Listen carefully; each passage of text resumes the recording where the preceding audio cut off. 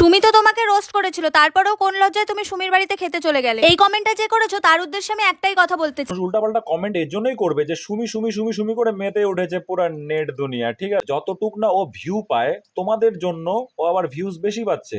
তোমরা যারা ওকে নিয়ে ভিডিও বানিয়েছো, তোমাদের যারা অডিয়েন্স রয়েছে তারাও তোমাদের পেজ থেকে গিয়ে সুমির পেজে গিয়ে ভিজিট করে আসছে, তার ভিডিওগুলো দেখছে, তার ভিউয়ার্স হয়ে যাচ্ছে।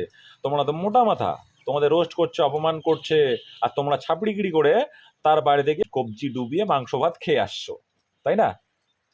আর পোস্ট করছে সুমির বাড়ি। সুমি তোমাকে রোস্ট করুক বা না করুক, ইনভাইট করেছে, তোমাকে যেতেই হবে, তাই না?